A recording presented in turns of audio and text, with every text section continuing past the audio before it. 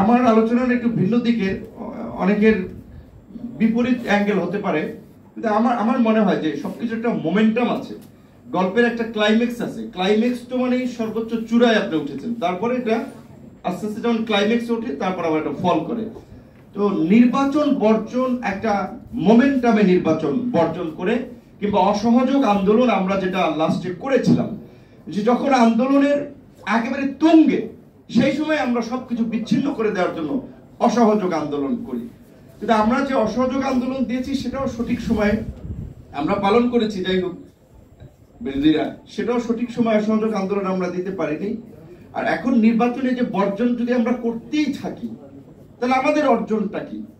অর্জন আছে যদি আমরা নির্বাচন বর্জন করে এই জনগণের যে ক্ষোভ, জনগণের যে মানে আপনার এই ভোট না দেওয়ার যে আকাঙ্ক্ষা, সরকারের প্রতি যে বিদ্বেষ, সেটাকে যদি কাজে লাগিয়ে খুব দ্রুত সময়ের মধ্যে আমরা যদি একটা গণ আন্দোলন, একটা গণ অভ্যুত্থানের রূপ দিতে পারি, তাহলে নির্বাচন বর্জন করা সার্থক।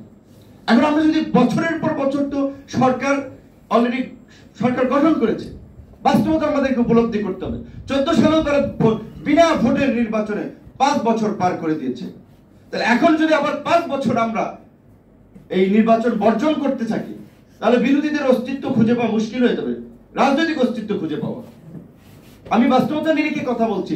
এই উপজেলা নির্বাচনে দাঁড়াইলে আমার দল থেকে 2-4টা চেয়ারম্যান হয়তো কিনা সন্দেহ আছে। আবার অনেক আওয়ামী লীগের হেভিওয়েট প্রার্থী, টাকাওয়ালা, পেশিওয়ালা, প্রশাসনওয়ালা, তাদের বিরুদ্ধে দাঁড়াতো কিনা তাও সন্দেহ। কিন্তু আমি বলছি যে আমি দাঁড়ানোর জন্য আগ্রহী, আমি সেটা না। এখানে যারা বিরোধী দল আছে, আমরা যে আন্দোলনটা করেছিলাম নির্বাচনের পরে, এখন পর্যন্ত ওই ধরনের কোনো স্পষ্ট দিক নির্দেশনা, আন্দোলনের কোনো প্রেক্ষাপট ওই অর্থে দেখতে পাচ্ছি না। সেজন্য ক্ষোভ নিয়ে, আক্ষেপ থেকেও কিছু কথা বলছি। জাতীয় নেতৃবৃন্দ আছেন, যার যার দলীয় ফর্মে আলোচনা করবেন এবং এটা জাতীয় আমরা সিদ্ধান্তের দিকে যাব। একই সাথে আমি এটা বলবো, আজকে আমি এইখানে অনেকগুলো দলের জাতীয় নেতৃবৃন্দ উপস্থিত হয়েছে, মূলধারার বোধহয় একটা মিডিয়া নেই। তাহলে এই জাতীয় নেতৃবৃন্দ যে কথা বলবে, সেটা মিডিয়া প্রচার করবে না, ওই সেন্সে প্রচার করছে না। কিংবা দেশ জাতির সামনে এই কথাগুলো, তাদের কনসার্নটা আসুক, এইটা মিডিয়া প্রচার করবে না। কারণ মিডিয়া এস্টাবলিশমেন্টের 2টা ভাগে বিভক্ত, 2টা দল কেন্দ্রিক বিভক্ত। তার বাইরের কোনো প্ল্যাটফর্ম, তার বাইরের মানুষের চিন্তা ভাবনার বিকাশ তারা করতে চায় না। আজকে আমি একটা বিষয় খুবই উদ্বিগ্ন, যে আজকে আপনারা চিন্তা করছেন যে সমাজে আমাদের কি ধরনের অসহিষ্ণুতা তৈরি হচ্ছে। গ্রামে গঞ্জে আত্মীয় স্বজন একই পরিবারের মধ্যে মামলা, মকদ্দমা, হামলা, ভাই যুবলীগ করে, আরেক ভাই বিএনপি করে, আরেক ভাই জামাত করে, এগুলো নিয়ে পারিবারিক একটা সংঘর্ষ তৈরি হচ্ছে। কোন দিকে এই সমাজ আমরা নিয়ে যাচ্ছি? শিক্ষার কথা ববি ভাই প্রশাসনের একটা পয়েন্ট কিনেছে, দলীয়করণ। প্রশাসন শিক্ষা প্রতিষ্ঠানগুলোর মধ্যে যান, খুব আফসোস লাগে, খুব কষ্ট হয়। ঢাকা বিশ্ববিদ্যালয়ের ছাত্র অনেকে বলে ঢাকা বিশ্ববিদ্যালয় বাংলাদেশের এই করেছে, বাংলাদেশ সৃষ্টি করেছে, অনেক অহংকার। আজকে ঢাকা বিশ্ববিদ্যালয়ের কি পরিস্থিতি? যুক্তরাষ্ট্রের মতো, যেখানে রাষ্ট্রীয় পলিসি তাদের ইহুদিবাদকে সমর্থন করা, ইসরায়েলকে প্রোটেক্ট করা, সেখানের বিশ্ববিদ্যালয়ের ছাত্ররা, শিক্ষকরা আন্দোলন করছে প্যালেস্তাইনের স্বাধীনতার পক্ষে। ঢাকা বিশ্ববিদ্যালয়ের শিক্ষার্থীদের ব্যানারে স্বতঃস্ফূর্তভাবে, স্বপ্রণোদিত হয়ে ঢাকা বিশ্ববিদ্যালয়, রাজশাহী বিশ্ববিদ্যালয়, চট্টগ্রাম বিশ্ববিদ্যালয়, বিভিন্ন বিশ্ববিদ্যালয়গুলোতে দেখেছেন ছাত্ররা একটা র্যালি বের করেছে।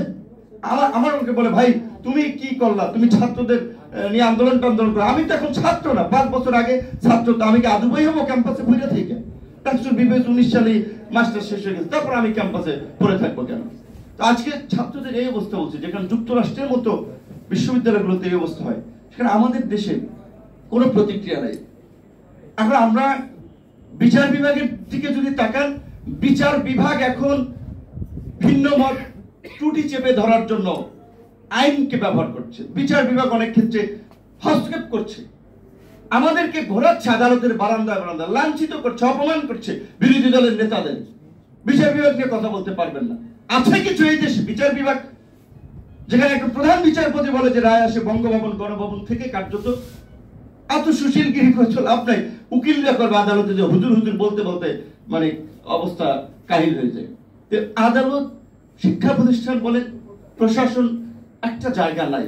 তো আমার সর্বশেষ একটা আতঙ্কের জায়গা ছিল রাশেদ প্রধানকে দেখে।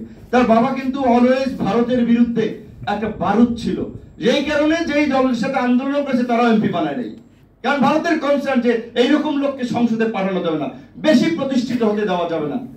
তো তার আজকে আমাদের জন্য একটা good luck. All over the country সব লোকজন আজকে ভারতীয় আধিপত্য এবং আগ্রাসনের বিরুদ্ধে জেগে উঠেছে, সারা বাংলাদেশে প্রতিবাদ করছে। যেই কারণে এই দেশের ভারতীয় এজেন্টরা, ওই যে আমাদের ভাই সীমান্ত হত্যা নিয়ে প্রতিবাদ করতে গেছে, আওয়ামী লীগের পান্ডারা বাঁশ নিয়ে, আমি দেখেছি ভিডিওটা, বাঁশ নিয়ে তাকে পিটাইতে গেছে। চিন্তা করছেন, ভারতের বিরুদ্ধে কথা বলতে গিয়ে আওয়ামী লীগের পান্ডারা ভারতীয় গুন্ডা হয়ে এইখানে তারা বাঁশ দিয়ে পিটাইতে যায় এই দেশের মানুষকে। একটা এক্সপিরিয়েন্স আমার আছে।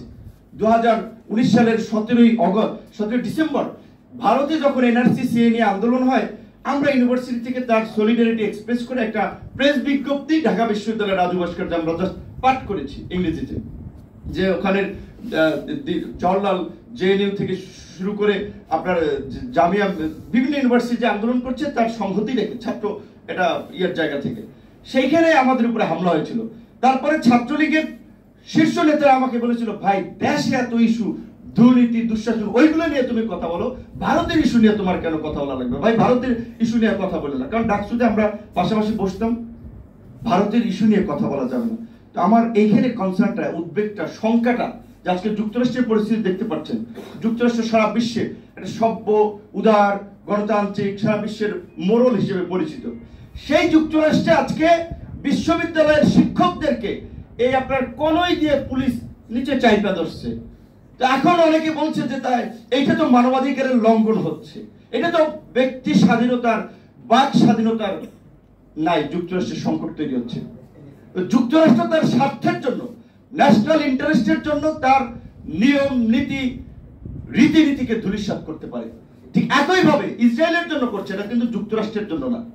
আজকে ভারত যদি, যেভাবে এই দেশে ভারত বিরোধী সেন্টিমেন্ট তৈরি হয়েছে, আজকে আওয়ামী লীগকে যদি বলে গুলি করে গুম করে শেষ করে দাও ওদেরকে, আমার মনে হয় শেখ হাসিনার সরকার ক্ষমতায় থাকার জন্য প্রয়োজনে তাই করবে। তাই আজকে আমার এই ববি ভাইয়ের এই জন্য আলোচনার টপিকটা খুবই ভালো লেগেছে, এবং এই জন্য বলছি যে ঘুরে দাঁড়ানোর জন্য আমাদের চেষ্টা করতে হবে। ঘুরে দাঁড়ানোর কোনো বিকল্প নাই। ঘুরে দাঁড়ানোর রাস্তা আছে দুইটা। এক, জনগণকে নিয়ে রাস্তায় ধারাবাহিক আন্দোলনের মাধ্যমে গণ অভ্যুত্থান গড়ে তোলা। আমার দৃঢ় বিশ্বাস এই এস্টাবলিশমেন্টের প্রতিষ্ঠিত রাজনৈতিক নেতৃবৃন্দ ব্যর্থ হয়েছে জাতির প্রত্যাশা পূরণে। আজকে আমরা টেবিলে দাঁড়াচ্ছি, এইভাবে যদি আমরা টেবিল থেকে যদি রাজপথে আমরা এইভাবে যদি পাশাপাশি দাঁড়াই, জনগণ আমাদের পেছনে এসে দাঁড়াবে। সেই চেষ্টাটা আমাদের করতে হবে। এইটা একটা রাস্তা আছে, আরেকটা হচ্ছে কু। শুনতে খারাপ হয়, কিন্তু বাস্তবতা এটাই। 1975 সালের 7ই নভেম্বর সৈনিকরা যদি জিয়াউর রহমানকে মুক্ত না করত, বাংলাদেশ একটা বিপর্যয়ের দিকে যেত। কাজী এইখানে এখন অবশ্যই এই দেশে যা ঘটছে, আমাদের পুলিশ, আমাদের আর্মি, আমাদের সবাই তো কনসার্ন থাকা দরকার। আর্মির যিনি এখন মেজর আছেন, কর্নেল আছেন, ব্রিগেডিয়ার জেনারেল আছেন, রাষ্ট্রীয় প্রোটোকল ভোগ করছেন, সরকারের সিনিয়র লোক, ফোন দিলে সব থরথর করে কাঁপে। উনি কি আজীবন এই চাকরিতে থাকবেন? পুলিশের যিনি আপনার এসপি আছেন, ডিসি আছেন, ইউনো আছেন, ওনারা কি আজীবন থাকবেন? ওনারা একবার ভাবছেন না। ওনাদের চোখের সামনে দৃষ্টান্ত। বেনজির সাহেবকে মানুষ এখন থুতু মারার জন্য খোঁজে, ইট মারার জন্য খোঁজে, ডিম মারার জন্য খোঁজে, টমেটো মারার জন্য খোঁজে। যে এই চোরাকে বাইরে আমরা আজকে পুলিশ প্রধান হয়ে আজকে এইভাবে হাজার হাজার কোটি টাকা কামিয়েছে। বিরোধী দলের নেতাদের অনেককে ডেকে টর্চার করে সম্পদ আপনার লিজিং কোম্পানি লিখে নিয়ে গেছে। অনেক উদাহরণ আছে, কিন্তু মিডিয়া আসছে না, মিডিয়া লিখবে না, কারণ পুলিশ প্রধান ছিল সেই সময়, এখন টুকটাক লিখছে। অনেকে বলছে যে ওরা তাদের মধ্যে ভাগ বাটোয়ারার সমস্যা হয়েছে, এই জন্য লিখছে। যাই হোক, বের হয়েছে তো, এইভাবে আস্তে আস্তে বের হবে। তো সেই জায়গা থেকে আমি আজকের যারা সরকারি কর্মকর্তা কর্মচারী আছেন তাদেরকে বলবো, একটু তাকান আপনার পেছনে যারা রিটায়ার করে চলে গেছে তাদের কি অবস্থা। কেউ জিগায় না, পড়ে রয়েছে। কত পুলিশ ডিআইজি, ফিআইজি, সচিব মচিব, আমলা কামলা পড়ে রয়েছে, পাত্তাও দেয় না। গ্রামের বাজারে গেলেও লোকজন কথা বলতে আসে না, ঘৃণা করে, যেটা চোর ডাকাত মাফিয়াদের সহযোগী। তো আপনারা প্রকৃত অর্থে আপনারাও চান দেশটা ভালো চলুক, আমরাও চাই। আপনাদেরকে অনুরোধ করব, আহ্বান জানাবো দেশের ভালোর জন্য শেখ হাসিনা সরকারের পতনে এখন থেকে বিরোধীদের সাথে কাজ করেন। ধন্যবাদ।